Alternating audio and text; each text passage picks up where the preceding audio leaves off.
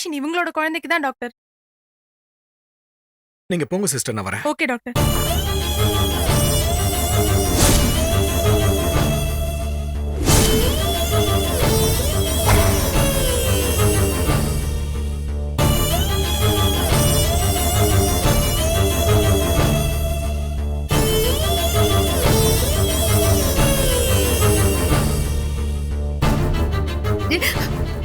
எனக்கு உதவி பண்ணுங்க டாக்டர், என் பிள்ளைய காப்பாத்துங்க.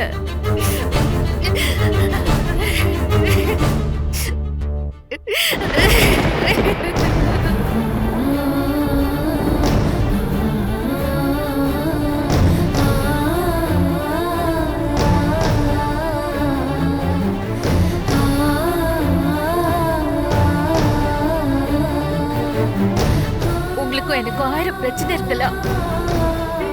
என் மேல உங்களுக்கு கோபமும் இருக்கலாம். அத காரணமா வச்சு என் குழந்தைக்கு ஆபரேஷன் பண்ண மாட்டேன்னு மட்டும் சொல்லிடாதீங்க. என் புள்ள உயிருக்கு போராடிட்டு இருக்கா. இது வரைக்கும் 2 டாக்டர் வந்து பார்த்துட்டு முடியலன்னு சொல்லிட்டாங்க. நீங்க தான் பெரிய மனசு பண்ணி என் குழந்தைய எப்படியாவது காப்பாத்தணும். நான் ஒரு டாக்டர். எனக்கு ட்ரீட்மெண்ட் வர யாருக்கிட்டையும் என்னோட தனிப்பட்ட விருப்பு வெறுப்பு எந்த பாகுபாடும் பார்க்காம இருப்பேன்னு நான் உறுதிமொழி எடுத்திருக்கேன். அது எந்த காலத்திலயும் நான் மீற மாட்டேன். நீ இல்ல, என்னை குத்தி கொலை பண்ண வந்த ஒருத்தனை கூட நான் ட்ரீட்மெண்ட் செய்வேன். ஏன்னா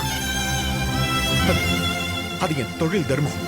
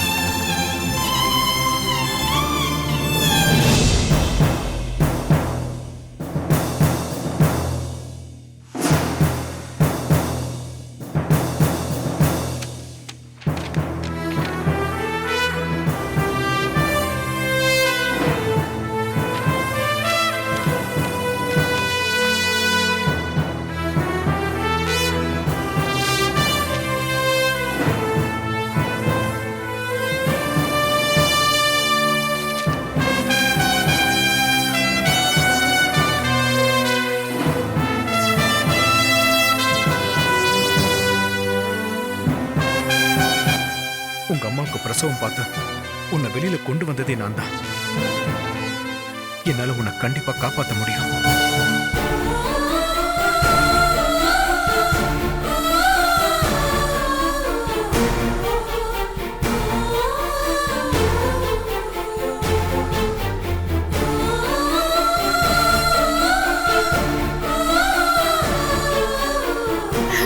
கணமா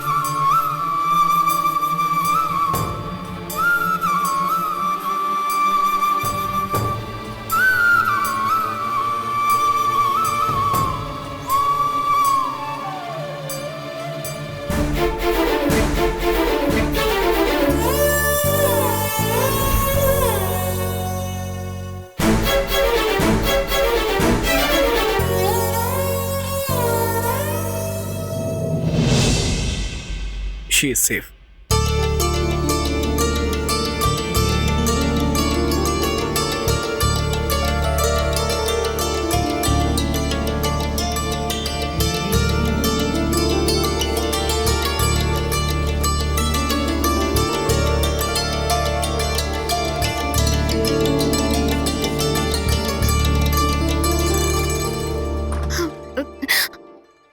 சிஸ்டர், உங்க குழந்தை பொழைச்சிருச்சுமா?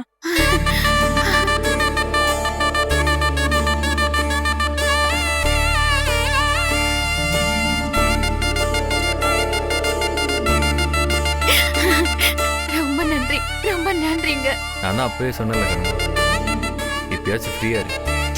சார், ஃபார்மசில கொடுக்க வேண்டிய மெடிசன்ஸ் இருக்கு, அத நர்ஸ் ஸ்டேஷன்ல கொடுத்துறீங்களா? நான் போய் பண்ணிட்டு இல்ல வந்தேன். இல்ல பரவாயில்ல பரவாயில்ல, நான் வாங்கிக்கிறேன்.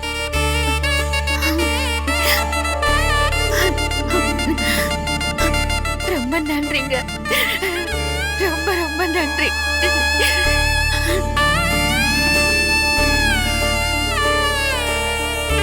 இந்த நிமிஷம் என் மனசார சொல்றேன், நீங்க என் குழந்தைக்கு உயிர் கொடுத்த சாமி.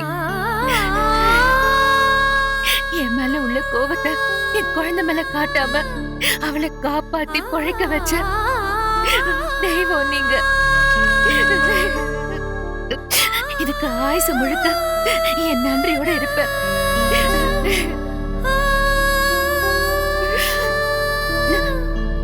குழந்தை இப்ப நல்லா இருக்கா? நீங்க போய் பார்க்கலாம்.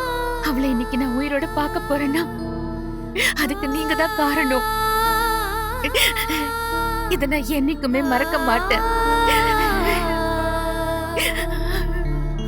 இன்னைக்கு வந்து என்ன சாமின்ற கடவுள்ன்ற, ஆனா நான் என்னைக்குமே இப்படித்தானே இருந்திருக்கேன். நடுவுல மாறினது நீதான்.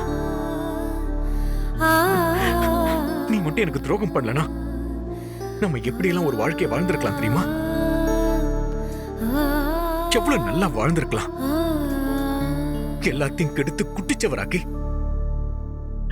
இப்ப பாரு உன் வாழ்க்கையும் கெடுத்துட்டு என் வாழ்க்கையை நாசமாக்கிட்டு நிக்கிறீங்க.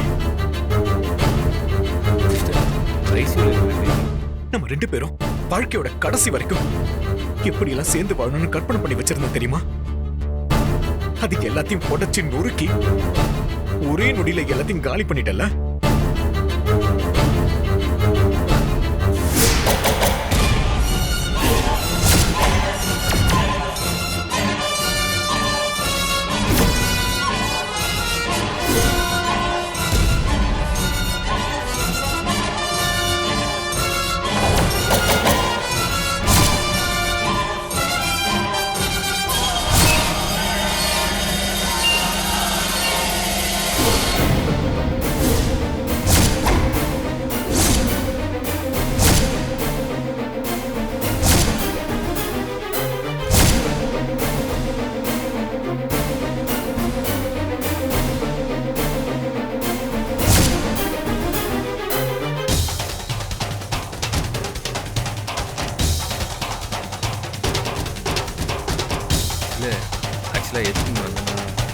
மேடம், பில்லு ரெடி ஆயிடுச்சு. உங்க ஹஸ்பண்ட் வந்து கையெழுத்து போட்டார்.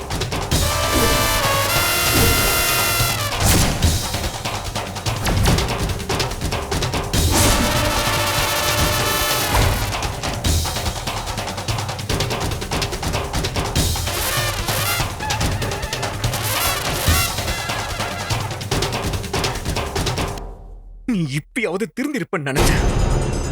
இன்னும் இவன் கூட தான் சுத்திக்கிட்டு இருக்கியா?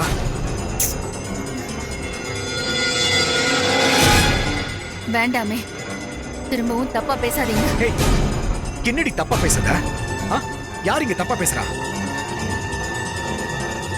என் கண்ணு முன்னாடி ரெண்டு பேரும் ஒன்னா சுத்திக்கிட்டு இருக்கீங்க.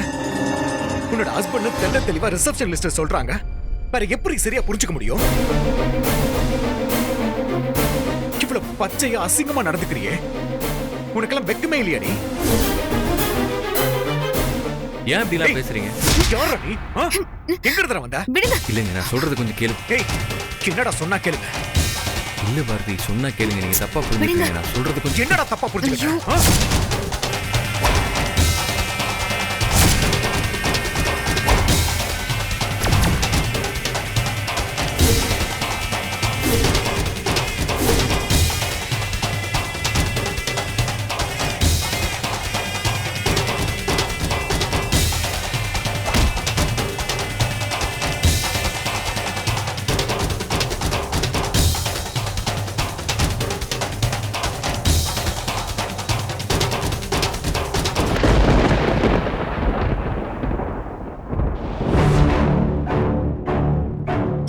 திடீர்னு ஃபோன் பண்ணி உடனே உன்னை பார்க்க முடியுமான்னு பாரதி கேட்டான். நேர்ல சொல்றேன்னு வேற சொன்னானே. அப்படி என்ன முக்கியமான விஷயமா இருக்கும்? வழக்கமா பண்ற மாதிரி அவங்க வீட்ல கண்ணம்மாவை வச்சு ஏதாவது டார்ச்சர் பண்ணிருப்பாங்களோ, இல்ல ஏதாவது மூட் அவுட்டா இருக்கலாம். ஆனா அதுக்கெல்லாம் இப்படி உடனே வரேன்னு சொல்ல மாட்டானே. எப்படி இருந்தாலும் இது நமக்கு சாதகமா தான் யூஸ் பண்ணிக்கணும். அவனை பேச விட்டு அதை அப்படியே டெவலப் பண்ணிட்டே போகணும்.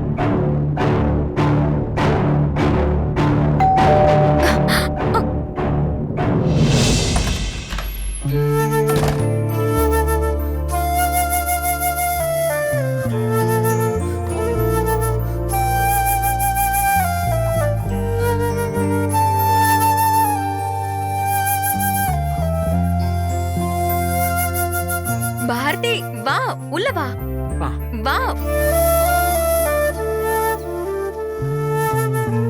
வா, உட்காரு பாரதி.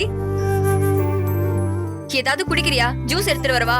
இல்ல இல்ல வேணாம் வெண்பா. இல்ல நீ குடி, நான் எடுத்துட்டு வரேன். வேணான்னு சொல்றேன்ல, நீ முதல்ல உட்காரு.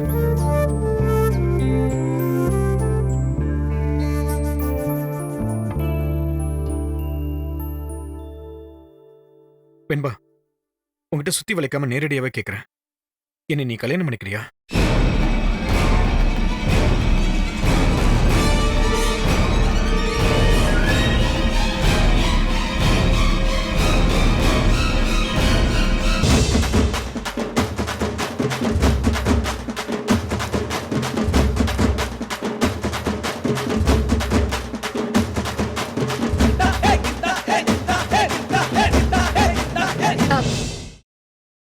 என்னதான் நீ இதை பத்தி என்கிட்ட பேசியிருந்தாலும் நான் கேட்கும்போது கொஞ்சம் ஷாக்கா தான் இருக்கும். என்ன பதில் இருந்தாலும் பரவாயில்ல, வெளிப்படையா சொல்லிடு. காத்திருக்கேன் பாரதி, காத்திருக்கேன். இப்படி ஒரு வார்த்தை உன் வாயில இருந்து வரதுக்காக தான் நான் ஏங்கிட்டு இருந்தேன். உன் கையால என் கழுத்துல தாலி கட்ட போற நாளுக்காக தான் நான் தவமா இருக்கேன் பாரதி. என்ன வெண்பா, எதுவுமே சொல்ல மாட்டேங்கிற? எனக்கு ரொம்ப சந்தோஷம் தான் பாரதி. ஆனா திடீர்னு இப்படி வந்து சொல்லிட்டியா, அதான் எனக்கு என்ன சொல்றதுன்னே தெரியல. ஆமா வெண்பா, திடீர்னு தானே எல்லாமே நடக்குது. நான் வாழ்க்கையில கல்யாணம் ஒண்ணு பண்ணேன், ஆனா அவ என்ன நம்ப வச்சு கழுத்து எடுத்துட்டு எனக்கு துரோகம் பண்ணிட்டு போயிட்டா. போனவ அப்படியே போய் தொலை வேண்டியதானே. எவன் கூடி கூத்தடிச்சுட்டு என் கண்ணு முன்னாடி வந்து சுத்திக்கிட்டு இருக்கா. அவளுக்கு புரிய வைக்கணும் வெண்பா, நானும் சந்தோஷமா வாழ்றேன்னு அவளுக்கு காட்டணும். தப்பு செஞ்ச அவளை எந்த கூச்சமும் இல்லாம இவ்வளவு ஜாலியா இருக்கும்போது நான் ஏன் தனியா இருக்கணும்? நான் மட்டும் எதுக்காக சோகமா இருக்கணும்? இவ்வளவு நல்ல வாழ்க்கை அவ மிஸ் பண்ணிருக்கா, அவளுக்கு காட்டணும். அத உன் கூட வாழ்ந்துதான் காட்டணும். நம்ம வாழ போற வாழ்க்கையை பார்த்து அவ வயிறு எரிஞ்சு சாவணும். போராடலாம் என் புருஷன் பேரு டாக்டர் பாரதின்னு சொல்லிட்டு தெரியறால. நான் இன்னொரு கல்யாணம் பண்ணிக்கிட்டா அதுக்கப்புறம் அவன் என்ன பண்றான்னு நானும் பாக்குறேன்.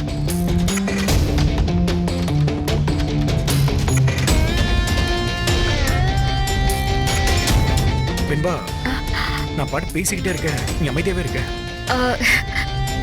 இல்ல பாரதி, நீ பேசிட்டு இருந்தியா, அதான் நான் அமைதியா இருந்தேன்.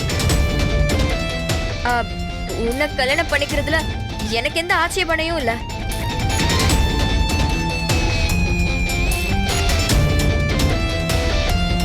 இதனால உன்னோட பிரச்சனை தீர்ந்து நீ நிம்மதியா இருந்தா என்னை விட சந்தோஷப்படுற ஆள் வேற யாருமே இருக்க மாட்டாங்க. ஆனா வேற ஏதாச்சும் ஒரு பிரச்சனை வந்துருமோன்னு தான். என்ன வேண்பா நீ எப்படி சொல்ற? டிவோர்ஸ் பத்தி எல்லாம் யோசிக்க வேணாம்னு நீ தானே சொன்ன. சாச்சா, நான் டிவோர்ஸ் பத்தி எல்லாம் பேசவே இல்ல. உங்க அப்பா அம்மா கிட்ட இதை பேச வேணாமா? அவங்க எப்படி எடுத்துப்பாங்க அத சொன்னேன். அவங்க கிட்ட சொன்னா நிச்சயமா இந்த கல்யாணம் நடக்கவே நடக்காது. யார்கிட்ட போய் சொல்ல வேணாம் வேண்பா. நம்ம பாட்டுக்கு ஒரு கோயிலுக்கு போயிட்டு மாலையை மாத்திட்டு தாலி கட்டிட்டு வந்துட்டே இருக்கலாம். ஓ, இந்த அலைப்பாயுதே படத்துல வர மாதிரி கல்யாணம் முடிஞ்சதுக்கு அப்புறம் நான் இதே வீட்ல இருப்பேன், நீ உன் வீட்ல இருப்ப, அப்படியா?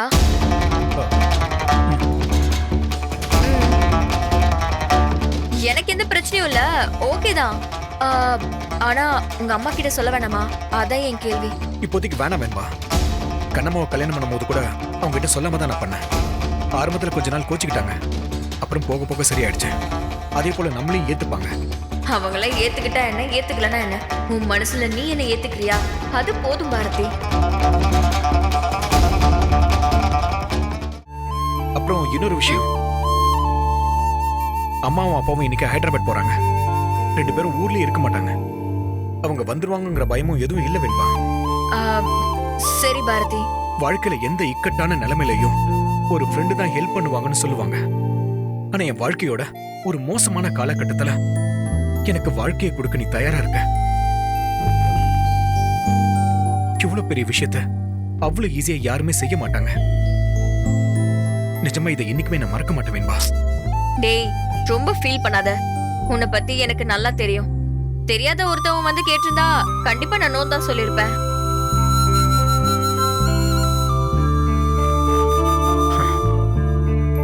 சரி வெண்பா, நீ ரெடியா இரு. நான் எல்லா அரேஞ்ச்மெண்ட்ஸும் பண்ணிட்டு எங்க எப்ப வரணும்னு நான் உனக்கு கால் பண்றேன். பாய். பாரதி.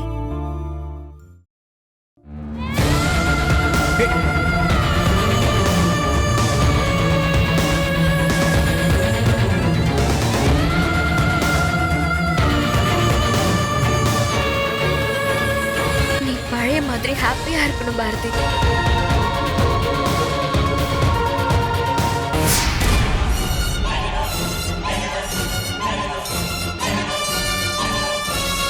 பார்த்து போ பாரதி.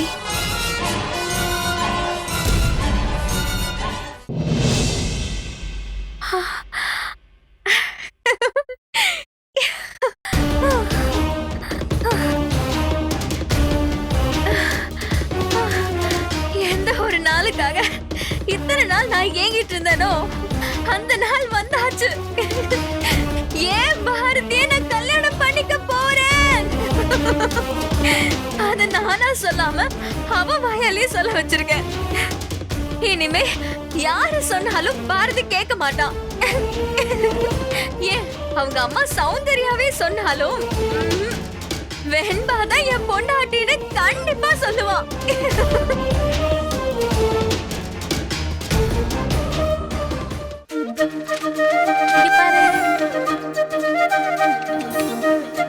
ஏமா பாப்பா, என்னம்மா இந்த பொம்மை உங்களுக்கு பிடிக்கலையா? டிராகன் பொம்மை. இது உங்களுக்கு பிடிச்சிருக்கா? பிடிச்சிருக்கா?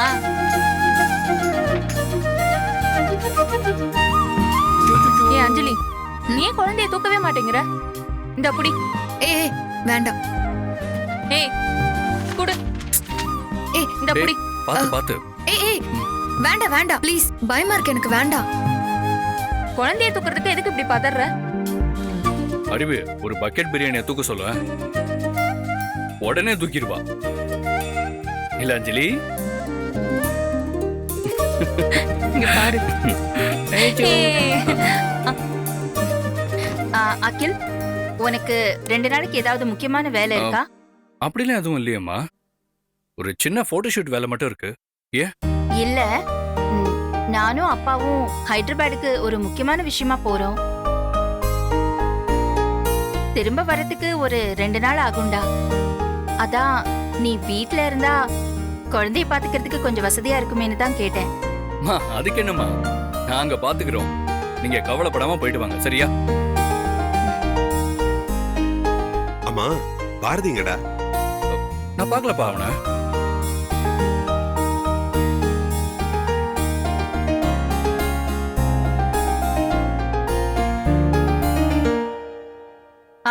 பாரதி, இங்க வாப்பா. டேய், உன்னதான்டா கூப்பிடுறா. வா இங்க.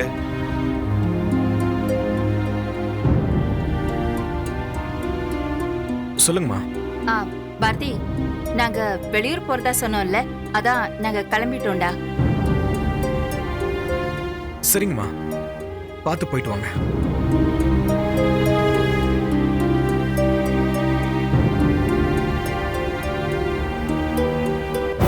நீங்க ஊருக்கு போயிட்டு திரும்பி வரும்போது நான் வெண்பாவை கல்யாணம் பண்ணிருப்பேமா. என்னோட 2வது கல்யாணம் கூட உங்ககிட்ட சொல்லிட்டு நடத்த முடியல. இதை சொன்னா நீங்க யாரும் சம்மதிக்க மாட்டீங்கன்னு எனக்கு நல்லா தெரியும். ஆனா இந்த கல்யாணத்தை நான் பண்ணாம விட்டா என்னைக்காவது ஒரு நாள் நீங்க எல்லாரும் சேர்ந்து கண்ணம்மாவை கூட்டிட்டு வந்து அவ கூட வாழ்ந்துதான் ஆகணும்னு என்னை கட்டாயப்படுத்துவீங்க. அதை நான் தவிர்க்கணும்னா நான் இன்னொரு கல்யாணம் பண்றது தவிர எனக்கு வேற வழி தெரியல.